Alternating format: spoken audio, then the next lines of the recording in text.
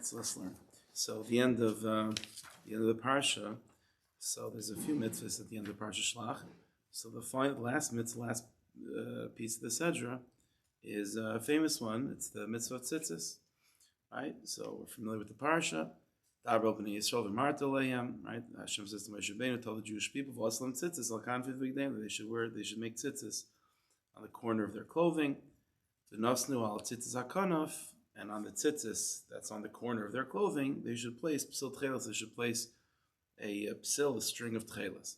Right, so that's the mitzvah of tziztis. So we have a mitzvah, again, as we know, on the four. If a person wears a bag in the four corners, so you have the mitzvah of wearing tzitzis. And what is tzitzis made of? Yes, that's the way the mitzvah b'shlei musa is of two parts. You have what we call chutei lavan, the white strings, and tchelas, and the blue strings. How much of each? Okay, so that's a well-known machlokes in the Rishonim. You have three opinions. We're not going to go into it so much tonight, but just it's good to know. You have three opinions. The opinion of Rashi, Taisvis, Chachmei Ashkenaz, pretty much, is that it's even. You have again each corner is four strings doubled over. So two would be tchelas and two would be lavin. That's the sheet of Ashkenazim. The sheet of the Ravid is that it's 3 white, 1 tchelas. So again, when you double it over, it turns into 6 white and 2 tchelas. And the sheet of the Rambam is that it's 7.5 white and half tchelas. Doubling it over, right? It's double. 3.5 white and 1 tchelas. Doubled over, 7 white and 1 tchelas. That's the sheet of the Rambam. Okay. But Bekitzer, white and blue. Yeah, that's those are the strings of tchelas. Okay, of tzitzis. All right, so let's see. So we're going to go into a particular halacha regarding the white strings, as we're going to be talking about the white strings, and we'll see from there. Maybe window into the pnimis of the mitzvah tzitzis, and pnimis into bigger ideas about Yiddishkeit b'chlal. Okay, so let's begin like this. So in Marmukah number 1. There is a very interesting brisa. The Gemara records in the Gemara Menachos, Mem Aleph and Beis. It's interesting. The sugis of tzitzis are in Menachos of all places. Parakat Chelas. So in that parak it talks about. It's really primarily talking about obviously Menachos, but B'derech Agav it starts talking about tefillin and tzitzis and so on. So that's where tzitzis is. So the Gemara Menachos, Mem Aleph and Beis records the following halacha. Talis, if you have a talis, ein poiter ba elamina. Ein poiter ba elamina. This is specifically talking about what we call the white strings. Again, whatever number it is, 2, 6 or 7, whatever the numbers of white strings are. Ein poiter ba elamina. The only type of strings that you should use are strings that are of the same color as the beged.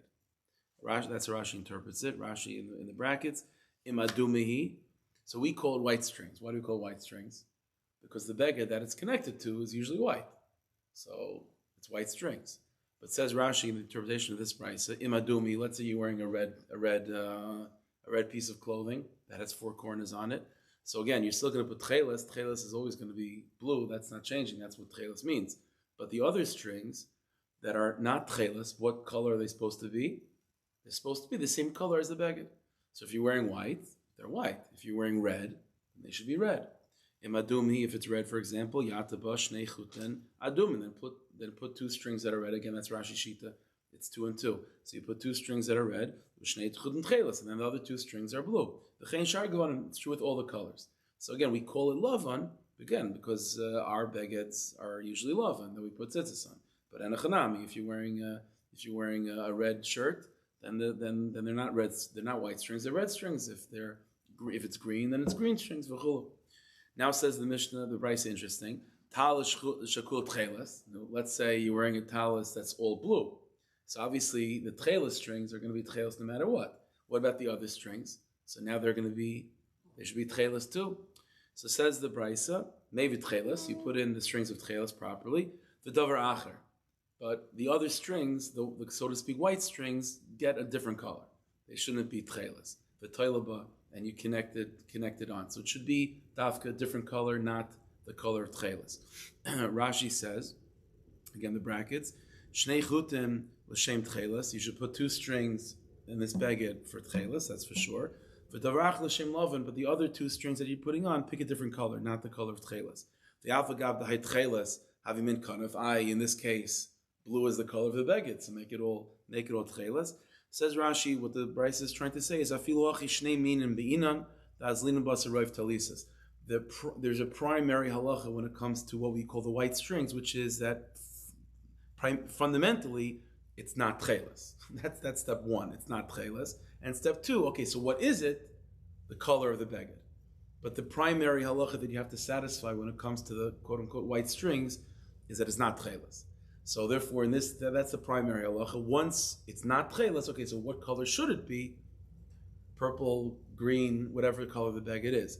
But first of all, it's not tcheles. So in this case, where the beged is made of tcheles, you have to fulfill the primary condition, which is the white strings are not tcheles. And once they're not tcheles, so in this case, you can't go with the color of the beged, so you pick any color you want. That's what the Bryce is introducing us. That's the idea over here.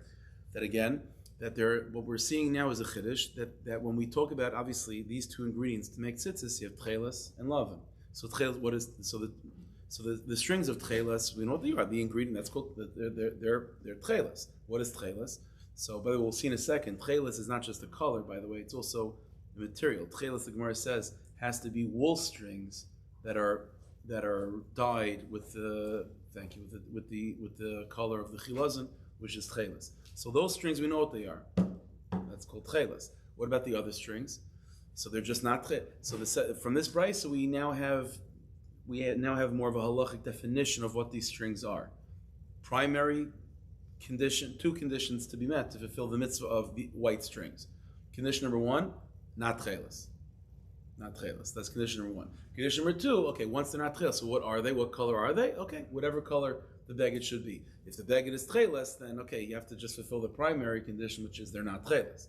But if the beged is some other color, then you fulfill the mitzvah properly with the white strings by making them, first of all, not tcheles, okay, number one, and the same color as the article of clothing. Again, we call them lavan because the beged that we put them on is white. So mainly the strings are white. Where is this idea coming from that the color of the strings should be the same color as the garment? So the Gemara doesn't record it openly over here, but Rashi does bring it down earlier on, and it's based on the pasuk that I read to you a moment ago. Again, the pasuk says, Hashem says to Moshe Rabbeinu, tell the Jewish people, tziztis, they should make tziztis on the corner of their clothing, al kanfi bigdeim. Fine. And then the pasuk says, v'nosnu al tziztis hakanaf psil tcheles, and put on the tziztis, which are on the corner, a string of tcheles. Why does it have to say al tzitzis hakanaf, the tzitzis that are on the corner of your clothing? It already said v'nosnu al v'aslam tzitzis al kanfi bigdeim. It says make tzitzis on the corner of your clothing and put tcheles on the tzitzis, which is on the corner of your clothing. We have to repeat the word on the corner of your clothing twice. The answer says the Gemara, hakanaf, the tzitzis are being described as tzitzis hakanaf, the tzitzis of the corner. This is not just an indication of where they're placed, it's also telling you what color they're supposed to be. Hakanaf, min kanaf, that they're supposed to be the same species, the same type as the corner itself. So if the corner is red, then they should be red. And v'nosnu ala tzitzis hakanaf, psil tcheles. And you put the psil tcheles, the string of tcheles, along with those strings as well. So when the pasuk is defining for us what we call the white strings, so the definition is tzitzis hakanaf. They're described as the tzitzis that are of the same type as the corner itself. This is where the Gemara and the Halach also talks about this. Let's say you have a beged made of many colors. So let's say the classic case that the Gemara talks about is, let's say the beged itself is green, the corners are red. So then what color do you do? So one of the things that the Gemara talks about, well, okay, the whole source is tzitzis hakanaf, the corner. Okay, so you go with the color of the corner. Okay, let's say the corner is multicolored. Okay, so it's lebedig azach, but that's what we do. Now this. So yeah, so the Gemara uses this also in terms of the material itself. In this context, it's also being defined as the color. This is actually pasuk in the Shulchan Aruch, at least by the Mechaber. If you take a look at Marmukah number 2, so the rest maybe we'll see later on. But Marmukah number 2, this is a Shulchan Aruch in Hilchos Tzitzis, Siman Tes If Hey. So the Mechaber brings down this idea as a yesh oimrim. Yesh oimrim, there are those that say shetzarach lasis at tziztis mitzeva talis, that you have to make the tziztis, again the white strings, they should be the same color as the talis itself. And those that are medaktik in mitzvahs taka have a minhag to make sure that, again, the chutei love, the white strings, so to speak, are really not dafka white, but they have to be the same color as the beged itself. Now, just a little bit on the side, the reason why the Mechaber brings this as a yesh oimrim, and the truth is I didn't record it, didn't bring it down because I don't want to make it too complicated, but the Ramah goes on to say that the minhag of Ashkenazim is not to be makbid on this, and our akpad is that it always should just be white, regardless of the color of the beged. So it's a funny thing. There's an open brisa, like it's pretty straightforward. So the reason why there's some debate about this brisa practically in halacha is because there's a different Gemara elsewhere that seems to indicate that Rav Papa was not makbid on this halacha. So that's why some Rishonim say that maybe there's those that disagree with this brisa. So it goes back and forth. But the Mechaber, at least this yesh oimrim that the Mechaber is bringing down, is based on this brisa that we just mentioned, which Rashi definitely learns like this, that, again, in order to fulfill the mitzvah of white strings, lav dafka white, they have to be the same color as the beged itself. Again, in the case of where the beged is made of tcheles, okay, then you have to be more makbid on the primary definition, which is that the white strings are at least not tcheles. So that's the primary definition. But if assuming that that's not an issue, okay, then you have to then the definition of these strings are tziztis hakanaf. They're the strings that are coming from the potential of the same color as the corner. That's the halach. Okay. The problem is like this. There's a smag. One of the Rishonim, the Sefer Mitzvahs Haggadah. So he quotes this Gemara that we just mentioned, Rashi's interpretation of the Gemara, and again, this is a straightforward brisa without seemingly any dissent. And the problem is the Smag raises a question from a different Gemara that seems to ignore this halacha. Okay. And the Smag doesn't, without going to the cheshbainis, the solution for this other Gemara is not to say it's machlokes. So this other Gemara has to be accepted. You'll see in a second. So let me give you a background of what this other Gemara is coming from, and you'll see where the question starts from. The halacha is like this. As I said before, the tcheles is not just, the strings of tcheles is not just a color. It's also a type. Tcheles has to be made specifically of wool strings that are dyed tcheles. That's the halacha. The Gemara says in a few places in Menachos, tcheles imru. The tcheles is not just a matter of a color. It also has to be tzemer. It has to be wool that's dyed tcheles. So the Gemara says like this. Let's say you have a beged, a clothing made of linen, made of pishtan. So and it's four corners. So you want to fulfill the mitzvah of tziztis. So the white strings, the shkeferlach, you made white strings of linen. It's not a problem. But now you want to fill the mitzvah tziztis of tcheles. Well, tcheles has to be made of wool. So are you allowed to do that? It's shatnez. It's wool and linen. So the Gemara says the principle is, we know from many places, asay, doicha, lois asay. So well, lois asay, you're not allowed to wear shatnez. But there's an asay in this case of fulfilling the mitzvah tziztis properly with tcheles. So asay, doicha, lois asay. You're allowed to do that. Okay, that's the Gemara. So therefore, technically, mikra din, such halacha is the truth that if you wear a beged of linen, you're allowed to put on tcheles on such a beged. You're wearing shatnez. I say doicha lesses. That's the halacha. Comes the Gemara in Yevamis, Marmukah number 3. The Gemara Yevamis daf. That's a mistake. Daf Gimel. The Gemara says in Daf Gimel. Is it a mistake? No, Daf Mem. No, I'm right. I'm sorry. Daf Mem. The Gemara says in Yevamis like this. The Gemara in Menachos. What am I talking about? It's been a long day. Gemara Menachos. The Gemara Menachos and Daf Mem Meral says like this. That is the Ikar Hadin. That again, you wear a clothing of linen. You're obligated to put on tcheles. Chadnis. I say dercheles. The Gemara says that the Chachamim came and made a gzeira to not do that. That basically not to wear a beged of linen with four corners, because then you're going to be putting yourself in this position. Don't do such a thing. Don't wear a beged of four corners made of linen. Again, nowadays we don't have tcheles anyway, whatever, debatable, but most likely not. So it's not such an issue. But in those days when you had tcheles, for sure. So if you put yourself in that position, it's going to be a problem. Don't wear a four-corner beged made of pishtan. Why? So the Gemara says like this. Marmukah number 3. It's the Gemara Menachos Mem Amud Aleph. Gezeira Mishum Klei Ilan. The Gemara says that we have the Chazal made a decree of the following thing. We don't have a problem with Asay Colorless Asay. The concern is like this: colorless, tails is very expensive. It's made of wool and it's dyed with the chilazon. Chilazons are rare, so there was a black market, whatever it is, for fake tcheluses. A fake tchelis was called colorless. Colorless is the same color as tchelis, but it's not from the chilazon. So the problem is like this: the guy goes to the store. He has a linen piece of linen clothing, 4 corners. Okay, you want to fulfill the mitzvah of tziztis. So he goes to the store to buy tchelis, and he's going to attach it on his clothing. The problem is, let's say he goes to a bad dealer, and the guy's not giving him, he gets it out of the back of a van or something, so it's not there's no hechsher on it, so it's not tchelis really. What is it? It's kloila. So now he's mamish wearing shatnez. Now he's wearing shatnez. So because it's not fulfilling the mitzvah of tchelis. So that's the problem. From a reputable place. Say it again. So just get it from a reputable place. Evidently, it was a serious infiltration of counterfeit tcheila. Yeah, evidently. So so much so that again, listen, it's one thing for a person to walk around thinking that he's fulfilling the mitzvah of tchelis and he's not. Okay, it is what it is. It's obviously not good. But now in this particular case, unless you're fulfilling the mitzvah of tchelis, you're violating shatnez. So that's a big problem.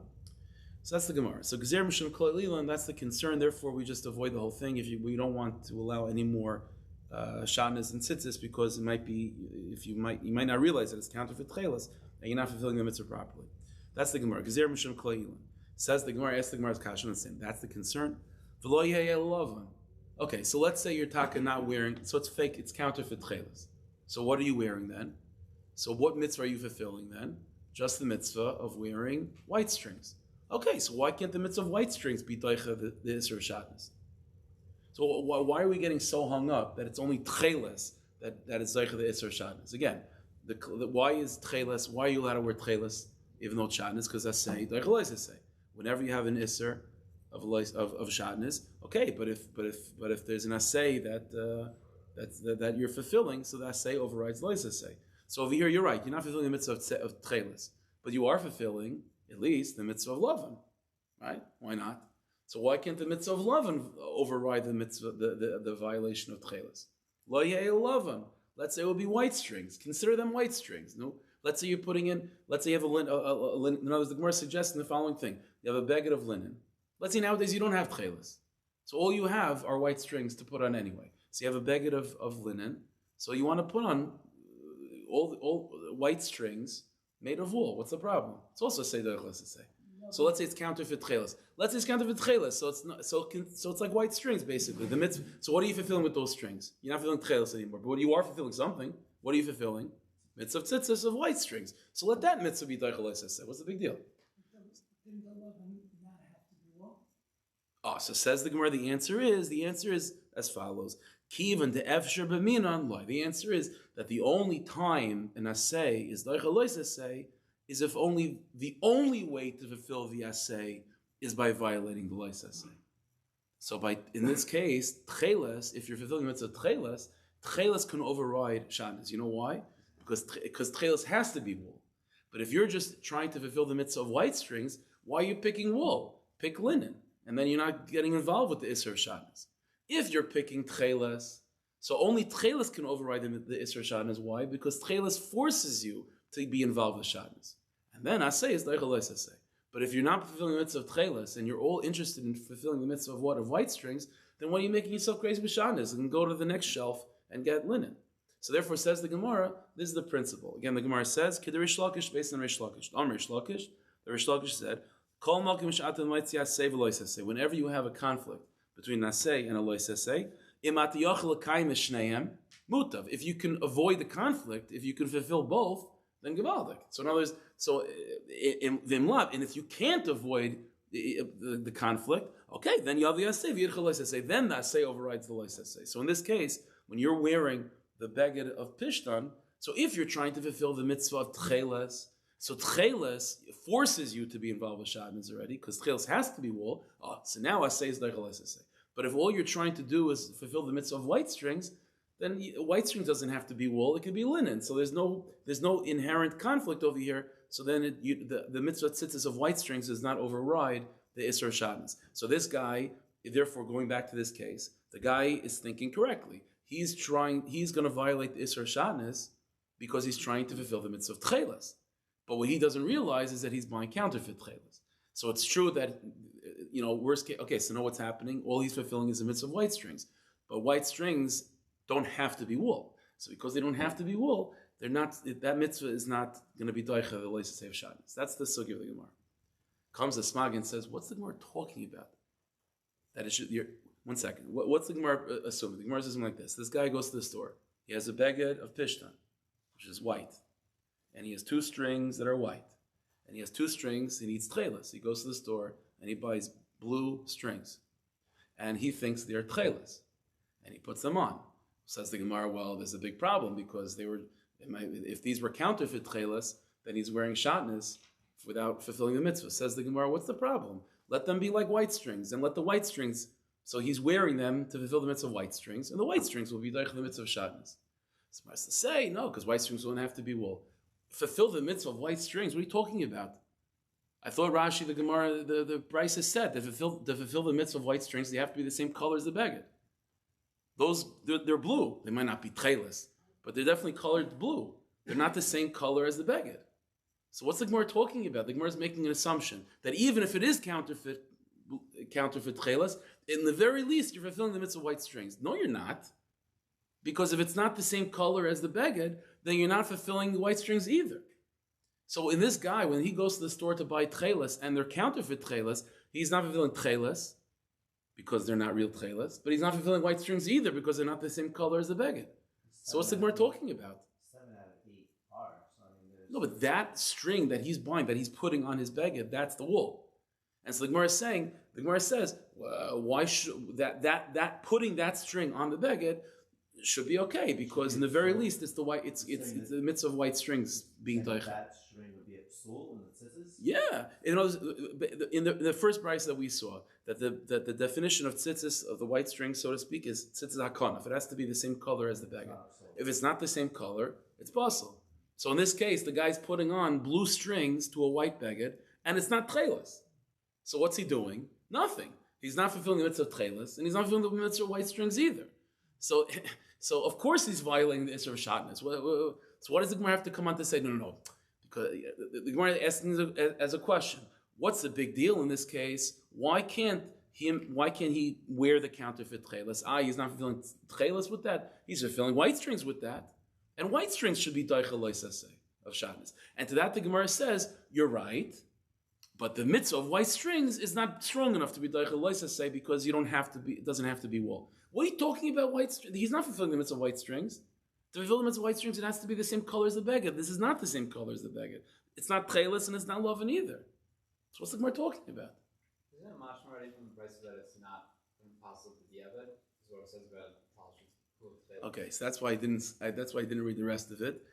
It's complicated. The Gemara then records a brisa that contradicts this, which makes it a psul even b'diavad. So you'll take a look at the point is, if you take a look at the Gemara over there, you'll see in the Hemshech of the Sugya that this halacha that the first brisa quotes is liikuva. It is liikuva. So that's the problem. If this halacha that has to be the same color as the white as the beged itself is mamish tzma'akiv, so this counterfeit tcheles is not tcheles and it's not loven either. So it's plain shatnez. The guy's just wearing shatnez without a mitzvah at all. Isn't that what Shulchan Aruch was alluding to a little bit when he says that it should be the same color as the talis, and in the back of the game I noted about. So that's fine. That's based on the previous halacha. So this is where the Smag is asking. If this halacha is true, that the tziztis, then that part of the condition of white strings is not the white strings. It has to be the same color as the beged. Then in this case of this Gemara, this guy walking into the store to buy tcheles and it's counterfeit, he's not fulfilling anything. So then it's certainly in violation of Shabbos. What is it going to have to come on to Shlokish and the shtickle? There's no mitzvah going on with he's putting on wool on his beged over here. So what's going on here? That's the question. It's a very strong question on Rashi. So much so that the Smag goes on to say that he has to reinterpret the first brisa in Marmukah number 1 completely differently to just, to avoid this whole idea. But it's a very strong question.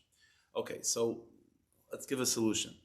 In Marmukah number 4, this is Tosfos right in the beginning of that parak of Tcheles. And Tosfos deals with the following question. If you think about it, it's a pretty fundamental one. Again, from the very beginning, we've been talking about the mitzvah tziztis is comprised of two parts. You have tchelis, and you have, to keep it simple, called lavan. Tchelis and lavan. And let's say two tchelis, two lavan,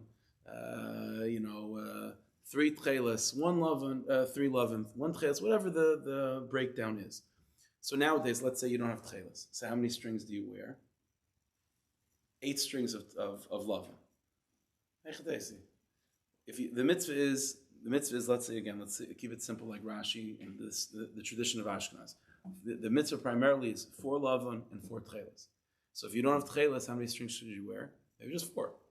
What's this idea that you always have to have 8? You always have to have 8. It's just, you have to have 8, and if it's 4 lavan and 4 tchelis, if there's 2 separate mitzvahs or 2 separate parts of the mitzvah, lavan and tchelis, then okay, if you have one, then you do one. If you know the other, then do the other. So why do the numbers have to balance for you for what's missing with the other one? Take a look. So Tosfos says like this. He quotes the Mishnah. This is how Perek HaTchelis begins. HaTchelis enim akeves es halavan, v'halavan enim akeves hatchelis. Says the Mishnah, we have 2 mitzvahs, or 2 parts of a mitzvah, lavan strings, tchelis strings, and says the Mishnah, tchelis is not makev lavan, lavan is not makev tchelis. So 2 separate mitzvahs, you can fulfill one without the other. You just have lavan, you wear lavan. You just have tchelis, you just wear tchelis. That's the way it is. So says Tosfos like this: mitzvah los is beis chut and tchelis. What the Mishnah is hinting to, again, this is a tradition of Ashkenaz, that there's a mitzvah to wear 2 strings of lavan, of tchelas, ubeis chut and lavan mitzvahs, and 2 strings that are white. So 2 and 2, or when you double it over, 4 and 4. That's the sheet of, again, Rashi and Tosfos. Umash mulachayra. So says Tosfos. When you read the Mishnah simply, the l'chayra will give over the indication. The ein zeh makiv is that one is not makiv each other, meaning shem hitel shnei chutim min ha'echad yotza. That if you just wear 2 strings of lavan, you're fulfilling the mitzvah of lavan. Or if you just wear 2 strings of tchelis, you're fulfilling the mitzvah of tchelis. So if you only have one type, you just wear 2 strings. And says Tosfos, this is not just the indication of that line. Ki hanach diktani, similar to the other line in the Mishnah. The Mishnah then goes on to say, halacha with tefillin, that tefillin shel yad ein makev shel roish, and shel roish is not makev shel yad. That also, it's a similar thing, right? Tefillin is also like a mitzvah of 2 parts. So it says the Mishnah, yad is not makiv shel roish, and the shel roish is not makiv shel yad. What does that mean? It means that if you only have one type, you just wear that type. So that's how the Mishnah is talking about also. You have lavan and tchelis, you only have one, just wear that.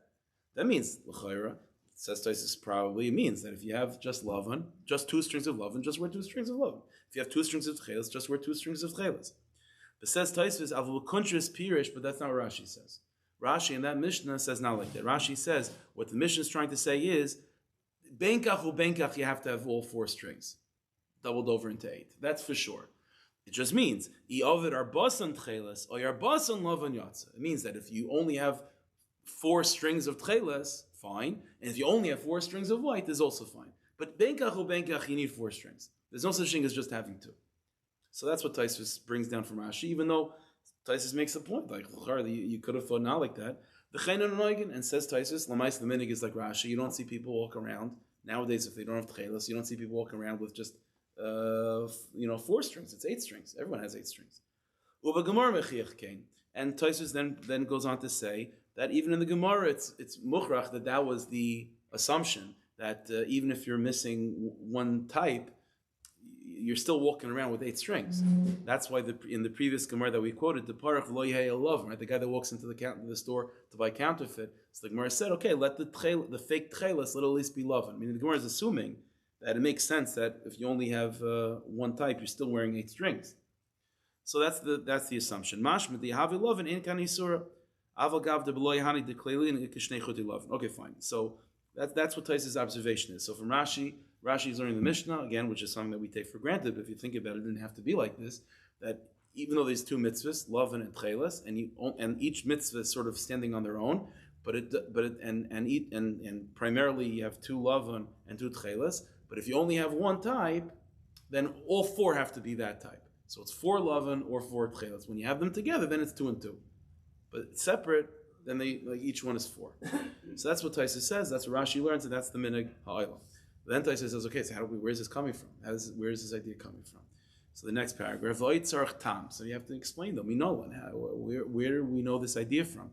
The chilesle elo oy lavan oy tcheles, that if all you have is lavan, or all you have is tcheles, the leimifter betrei chudi lichadaya, that it's not enough just to have 2 strings of each, right? And that's it. Where is this idea coming from? That if you don't have tcheles, you have to have 4 strings of lavan, and if you don't have lavan, you have to have 4 strings of tcheles.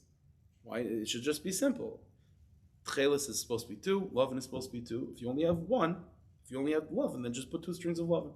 If you don't have tcheles, put 2 strings of tcheles. What is this idea that you have to have 4 either way? V'sheva. So Taisus comes up with a chiddush, Mishum de Darshina. It's a new type of drasha. That the drasha is like this. Is elsewhere in Chumash. There's another pasuk in where is it? Parshas Kisava, maybe the pasuk. No, not Kisava. Kisei. The pasuk talks about also the mitzvah of tziztis, and it describes it in one sentence: Gedilim tasalacha. Gedilim tasalacha l'arba kanfis k'suscha asher techasaba. Gedilim tasalacha, that you should make. And what's a gedil is like a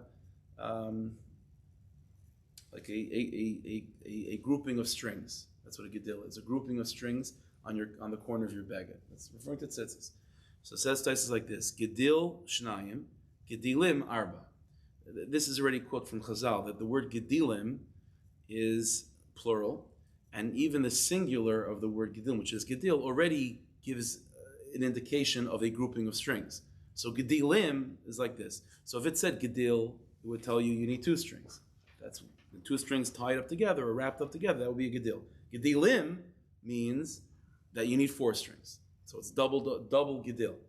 And gedilim al arba kanfis k'suscha. It has to be on each one of the 4 corners of your beged. Tzittis means gedilim, which is 4. And says Taisvis, we're darshaning from there arba, that you need 4 strings. Bein yesh min echad, bein yesh shnei min. Whether it's 1 type, 2 types, no matter what, lavan and tcheles, you still need. At the end of the day, you need gedilim. You need 4 strings at the end of the day. So if all the type that you have is lavan, then 4 lavan. If all you have is tcheles, then make it 4 tcheles. But either way, we're introduced to this new halach, which is called gedilim, that benkach or benkach, you need 4 strings. Okay. Now let's understand this conceptually. What we're seeing from Taisus is a chiddush, which means that when we think of the mitzvah of tziztis, we think of it as comprised of 2 parts, lavan and tcheles. Well, then Taisus is raising a serious problem. Like, if it's lavan and tcheles, and lavan means 2 strings, that's the mitzvah of lavan. And tcheles, the mitzvah is 2 strings, tcheles, then if I only have lavan, then why am I? Then all I need is 2 strings. And if I only have tcheles, why am I doing 2 strings? Just like tefillin, shel rosh, and tefillin shel yad. These are 2 separate, 2 different parts of the mitzvah. You only have 1. I do that one. What Taisus is telling us is a chiddush, is that tzittis is not just a composition of 2 parts called lavan and tcheles. There's behind the scenes this third, more encompassing yesod, which is gedilim tasalacha. That tzittis have to be 4 strings. So in this idea of 4 strings is sort of the backdrop behind which we then frame the mitzvah of lavan and the mitzvah of tcheles. Therefore, when you have so either way, there is this general mitzvah that each corner has to have 4 strings.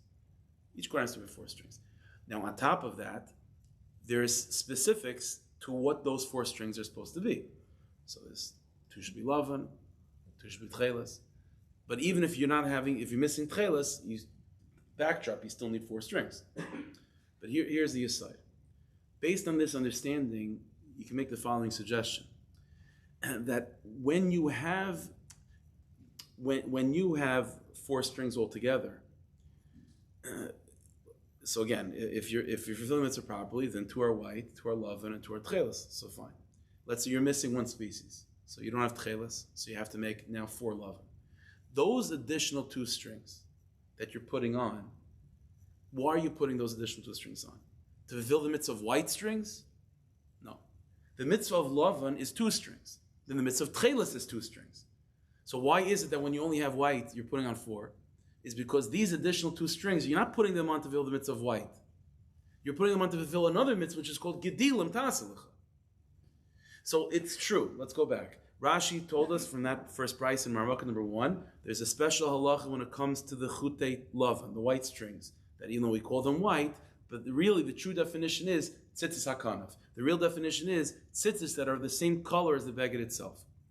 That's only true, that's a definition, that's a tanai, that's a condition, that's a defining factor in the strings that you're placing on the corner of your beged to fulfill the mitzvah of lavan. But besides that, there's another. But that's only 2 out of the 4.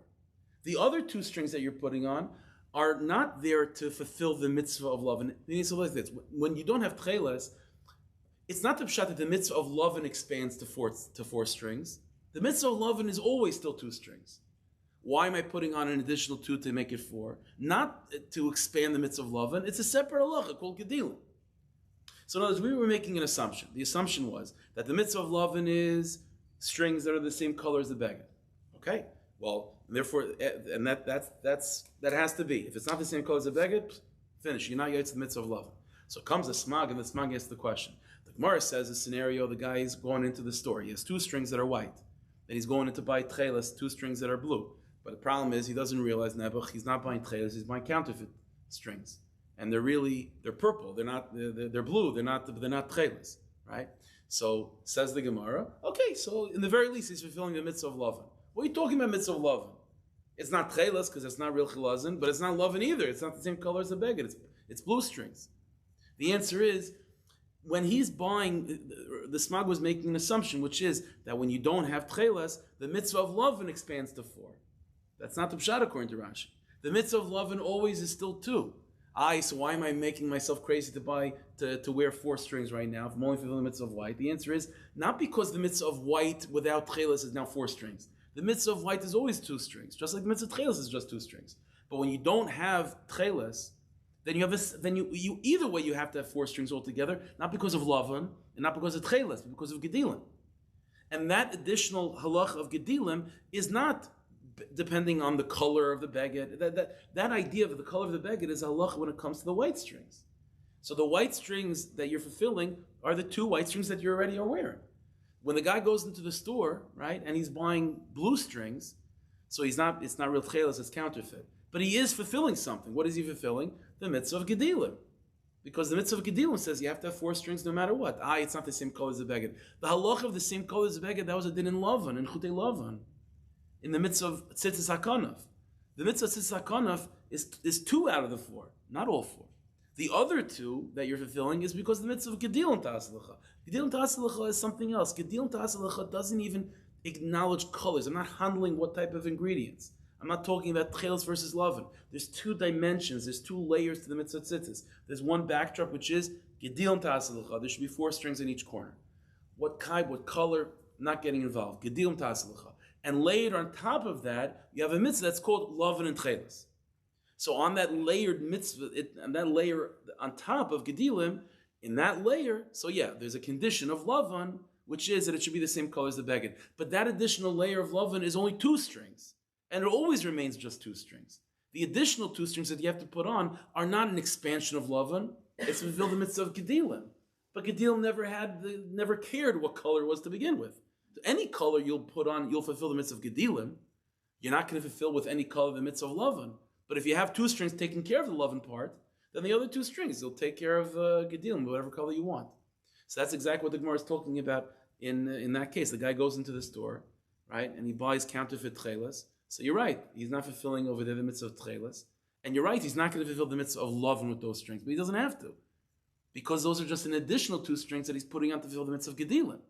So therefore, ask the Gemara very simple. Why can't that be enough of a mitzvah to be daichadis or shanis? And to that the Gemara says, because you don't have to make a wall, make it another species, and you won't be involved with shanis. But the assumption the Gemara is making that there is a fulfillment of the mitzvah tzitzis by putting on an additional 2 strings that are not tcheles, but it's also not the color of the beged, that's fine. It's not tcheles, it's not tcheles, and it's not the color of the beged, so it's not love. And you're right. The only reason why you're even putting on more strings is because of gedilim. And gedilim doesn't care about a color. So that's what we're seeing over here is a chiddush, is that the mitzvah tzitzis is layered. Mitzvah tzitzis are not just 2 parts mushed together, love and tcheles. There's a backdrop that's called 4 strings of gedilim. And then on top of that, the Torah said, the Torah gives another layer of mitzvah, which is, and those 4 strings of gedilim make 2 of them lavan and 2 of them tcheles. Happens to be lavan and tcheles are not of each other. So if you only have lavan, then fine, 2 strings of lavan. If you only have tcheles, 2 strings of tcheles. But you still have to have gedilim. So the other 2 strings, whatever you got, you use. It still has to be within the context of tzitzis. It can't be plastic. But in terms of colors, Lovin and Tchelis are the Indian of colors and specific, materials in terms of linen and wool and so on. That's the Lovin and Tchelis side of the mitzvah. The Gedilim part of the mitzvah is unrelated to that. Before we were saying that not having the same color baguette would be considered a psul. Yeah. Why does the extra layer of Gedilim take away that concern? Because the psul was only, we were making an assumption, which was a fair one, which is that all that you have comprising the mitzvah tziztis is Lovin and Tchelis. So those additional strings that you're putting on they got to be fulfilling something. Either they're fulfilling Tchelis, which they're not because they're counterfeit, or then they're fulfilling the mitzvah of Lovin, but it's not the same. It's not the same type as the beged, so it's not Lovin either. But now that we're introducing a layer behind the scenes, so then even if it's not Tchelis and it's not Lovin, you are fulfilling something that's called Gedilim. The psul was because, like, what is this? It's not Tchelis and it's not Lovin either. But now that's okay. Let it not be Tchelis and let it not be Lovin. It's Gedilim. That's also fine. That's where Rashi's coming from. That's the side of Rashi. Okay. How Shakul Tchelis, so we have the Tchelis and the Lovin. We supposed to the Lovin and the Tchelis and the Tchelis. Theoretically. The other ones are Gedilim. The other one is the other ones that it bring the Gemara said maybe the after that. Yeah. That one that's how it's Gedilim and the Tchelis. Could be out Gedilim, right? Right. Rashi actually says L'shem Lovin. L'shem, right. So the language of the Gemara is always Lovin, right? Lovin, masking. But this would be the say. Technically speaking, it will be out the mitzvah of Gedilim. It's called Lovin, but it's out the mitzvah of Gedilim. Okay, so all right, it's already okay. So now let's move into the Pneumius. What is this? What is this telling us about the Yesod of Tziztis? Because now we're mamish being introduced to a new Yesod that it's mamish layered. It's not Lovin and Tchelis are two components of the mitzvah. There is a backdrop, and that backdrop of Gedilim is that Tziztis have to be 4 strings on each side. And by the way, number 4 is not insignificant. Number 4, what we're seeing over here is that like each corner is it's 4 strings, but those 4 strings are sort of in two layers to them. There's 4 strings of Gedilim, and then there's 4 strings of Lovin and Tchelis. So let's understand. The pasuk says regarding the mitzvah tzittis, we'll just move quickly. The mitzvah tzittis, it says in pasuk, you wear tzittis, and the pasuk says, L'man tizkru v'asisem es kol mitzvahs Hashem. Right? You look at the tzittis, v'zchartem es kol mitzvahs Hashem, and you will remember all the mitzvahs of the Rebbeinu Shalom. So there's something about tzittis that has a koyach to them to make you remember all of mitzvahs. Right, so it's a famous thing, the gematrias and the number of knots and the strings, it's taryag. Okay, so let's understand. The nature of in Chassidus we're taught the following idea, is that to forget something makes a lot of sense. It makes a lot of sense to forget something because when something's right in front of your face, okay, I'm conscious of it. But there's such a thing that's called hishtalshlus, which means that things have a way of moving beyond its origin point. Things start somewhere, okay, and when you're at that point of beginning, okay, you're cognizant of your beginning. But then you move along, now you're 1 step removed from that place. And then you're 2 steps removed from that place. And the farther you go from your origin point, automatically forgetfulness will set in. So whatever it is, let's say you're learning something. So at that moment, you remember what you're learning. It's not even remembering. It's like you're learning it. But then a day goes by. Okay, so now there's a distance of a day between you and that learning. So it's like getting a little bit hazy. 2 days, 3 days, right? It gets very, very hazy. That's how forgetfulness works. So forgetfulness is based on a principle, which is that things move with time and with life. You move away from where you started. That's the way it is. That's called in the Svarim, Chabad, that's called Seder Hishtalshlus. Hishtalshlus is like a chain. We have a chain, one link of a chain is connected to the next link, and they're connected to each other. So every day is connected to the next day. So I can retrace my steps back to the origin point, but Lamaisa, I'm far from it. So the bottom link is connected to the top link, but it's a mahalach to get back to it. That's where shicha, that's where forgetfulness comes from. What's this inyan of mitzvahs, of tzitzis, that it carries with it the koyach of zikaron, of to remember?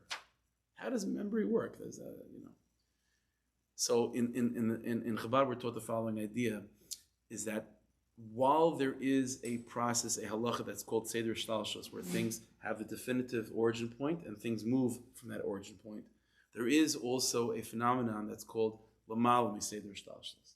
Lamal miseder shtalshus means that that origin point, there's an even deeper origin point that's not part of that chain. Like the first link, there's you have a chain. So what's the origin of that chain? The first link. So you're right. That first link is very far from the last link, and that system that's called the first link to the last link, that is subject to the phenomenon of forgetfulness. But there is something that's called an origin that's above even that first link. And what's above even that first link encompasses everything all at once.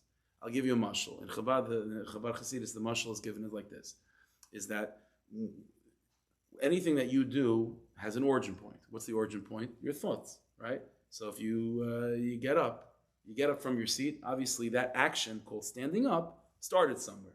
Where did it start from? So there's two places that it could start from.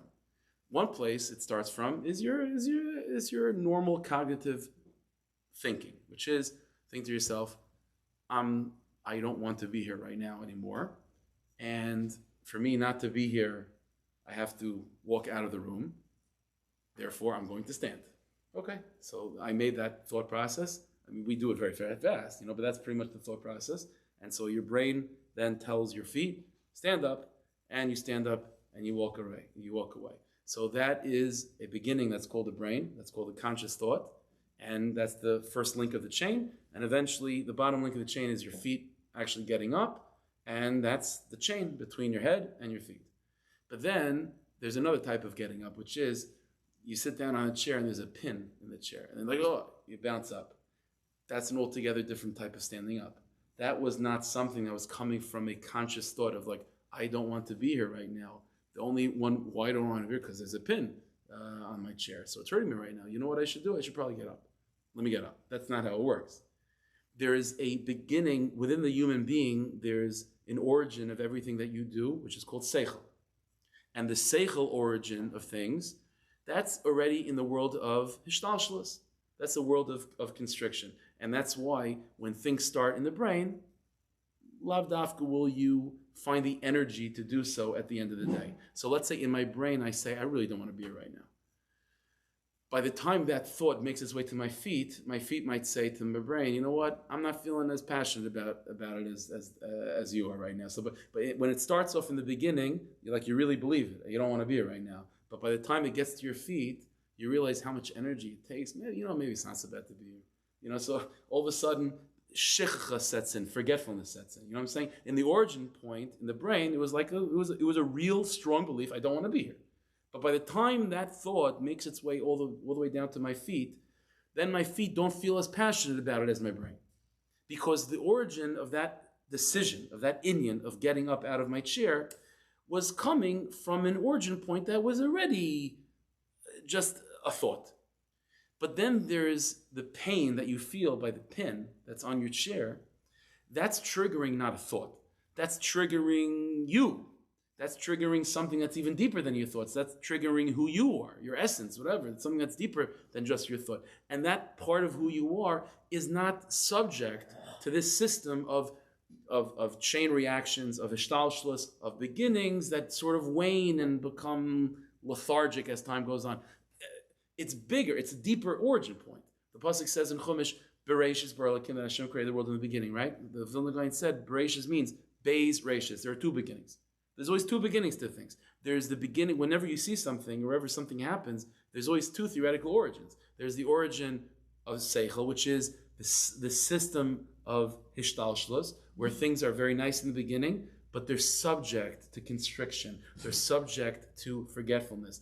They by their very definition, the farther removed they are from the origin point, the less intense it is, and the more likely it is to disobey the origin point.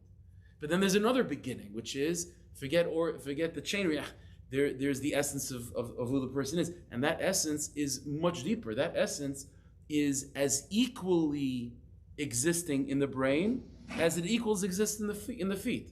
So when that trigger happens and you feel the pin, it's not that the brain then says, you know what, this is probably a bad idea to be sitting here right now, and the brain then communicates to the legs, you gotta get, this is not a mahalach, you gotta get up. And the legs are like, you know what, I have to get up now. It means like, I'm telling you have to get up, it's not good for you. And 5 minutes later you get up. That's not how it works.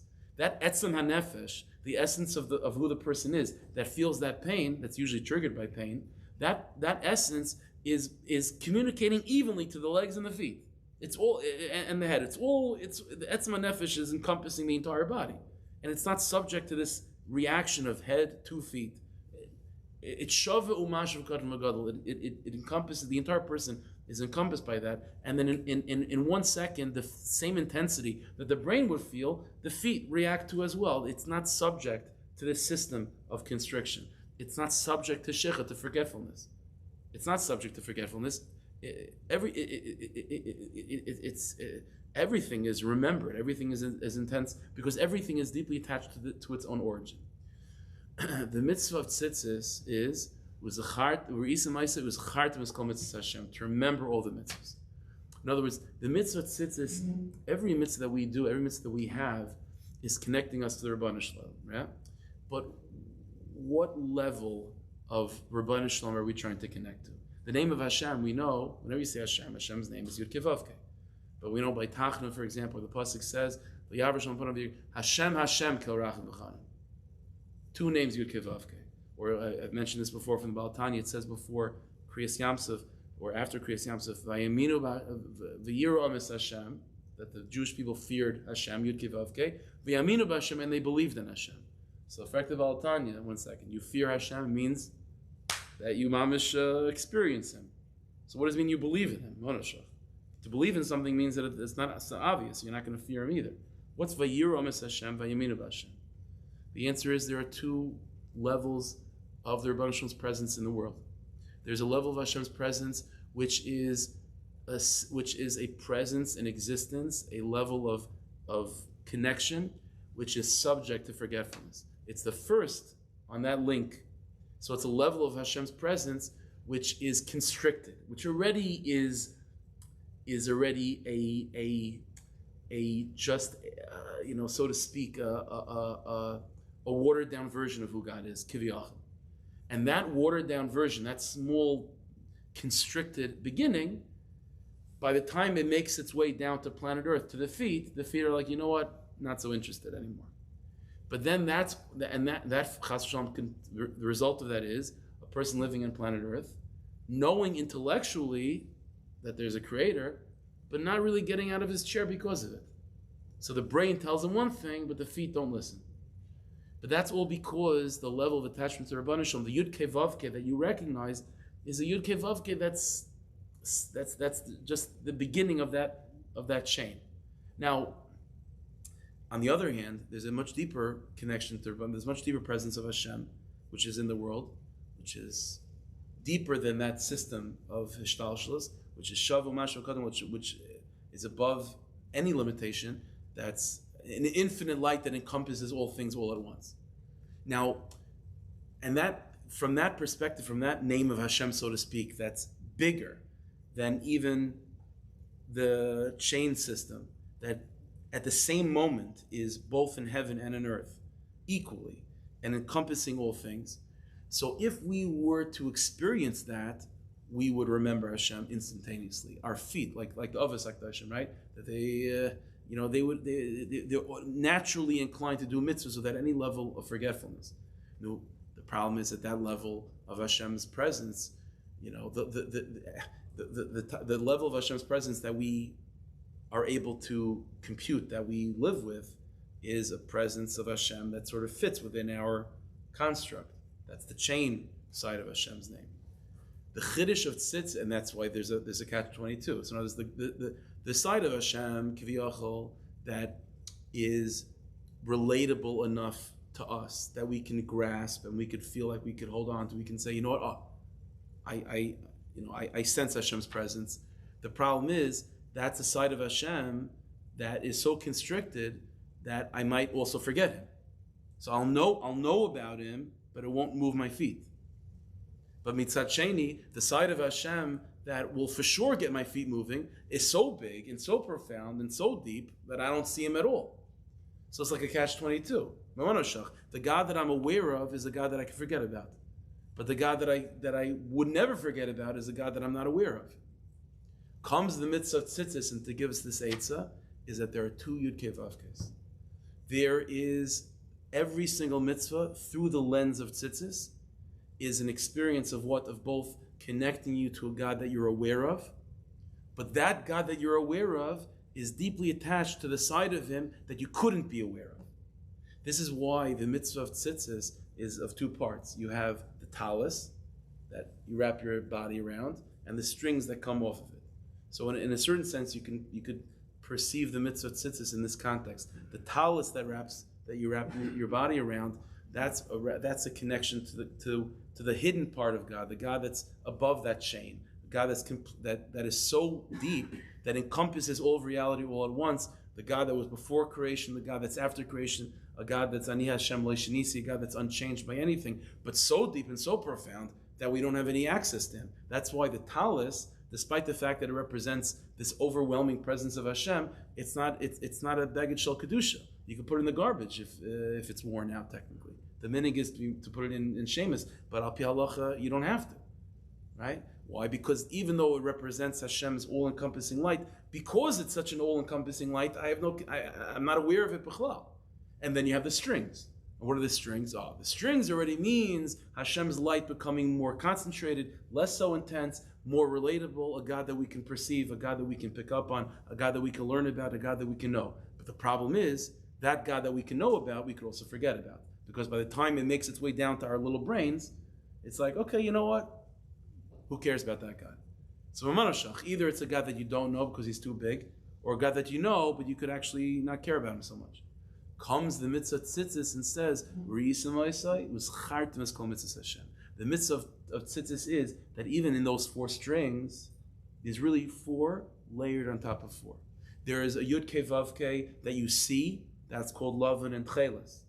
That's a God that you know. That's a God of the chain. That's a God that you can conceptualize, a God that you can talk to, a God that you can relate to. But that God that you're relating to is also, the mitzvah tziztis guarantees that what? That you're not going to forget about that God. Because behind the scenes of that Yud Kei Vav Kei is Gedilim, another four, which is an unseen four strings conceptually, and it's a Yud Kei Vav Kei that's all-encompassing.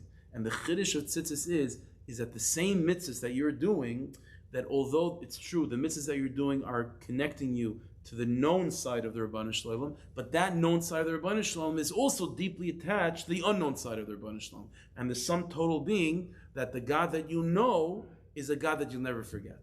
And that's the side, that's the mystery of the mitzvah tziztis. Re'isim I say, was charta was kol mitzvahs Hashem. So the chiddush of tziztis is every mitzvah, again, as we always learn in Pnimis HaTorah, is that every mitzvah is included in every other mitzvah. The tziztis that's contained within every mitzvah is this nakuda, is that every mitzvah is trying to connect you to a side of the Rabbanu Shalom that you're able to understand, that you're able to connect to. But at the same time, to be fully appreciative of the fact that this God that you're connecting to is deeper than than your understanding of who it is that you're connecting to connect yourself to a presence that's bigger than you. And this is the side, really, of all of Yiddishkeit. The secret of all of Yiddishkeit is, like I mentioned, it was by Shal Shudas 2 weeks ago or so, that I think it was, that but every bracha that you make is Baruch Ata Hashem. You're talking to the Rabbanu Shalom, and then you want the third person, Shakol Niya B'Dvarai. So who am I talking to? The answer is, you're talking to the Rabbanu Shalom. But the chiddush of a mitzvah is that God that you're talking to is not as is that Yud Kei Vav Kei that you're addressing is connected to a Yud Kei Vav Kei that you don't know, a Yud Kei Vav Kei that's deeper than anything that you could conceive of, and therefore the result of that is the God that you're fully aware of is a God that you'll never forget, the God that's always ever present in your mind's eye, because it's at the same time a God that you can relate to, but that God also is all-encompassing, and that's the chiddush, that's the side of the mitzvah tziztis. This is why, for example, Chazal say the famous story in the Gemara that a guy was doing a big avera, he's about to do a big avera, he's getting undressed to do the avera with this woman, and the tzitza slap him in the face. And because of that, we'll remember. the Rabbanu Shalom, if the Rabbanu Shalom is only willing to be known in that system of the chain, that guy was on such a low chain, a low link. There's no way that the Rabbanu Shalom's presence would appear to him, would have shaken him up. The only way that the only side of the Rabbanu Shalom that is in that place is the Rabbanu Shalom that's bigger than all constriction to begin with. Yeah, but if he's bigger than all constriction, then this guy is not able to perceive it. The answer, that's the Chiddush of tziztis. The Chiddush of tziztis is you can perceive a level of Rabbanu Shalom that's bigger than any that's bigger than any limitation. Ad kedei kach, that you be in the lowest level, and afal pika, and you'll remember the Rabbanu Shalom. That's the Pal Yotzi of tziztis. That's how amazing it is, and that's all from this side. Is that it's 4 strings. 4 is Yud Kei Vav Kei, but there's 4 behind the 4. There's 4 Yud Kei Vav Kei, which means Lavan and Tcheles. That's the Rabbanu Shalom in his known way. But behind that, there's Gedilim Taslicha, which is another 4 strings conceptually. Not the Maisi, you're not wearing. It's not literally 4 and 4. That's the point. It's integrated. There's 4 Gedilim and 4 Lavan and Tcheles, which is Havaya, a God that you Vayiram Hashem, a God that you can be aware of and you can see, so to speak. Vayaminu b'Hashem, and there's a Yud Kei Vav Kei that's connected to a Yud Kei Vav Kei that you could only have Emunah in, and you could only be nispal from, even with Yuta Tachtayna. That's the Chiddush of tziztis, and no matter how low a Jew goes, the Rabbanu Shalom is there. Not only is he there, and you can pick up on him. That's the Chiddush. That's the Chiddush of tziztis. Okay. Should we to fulfill the mitzvah properly?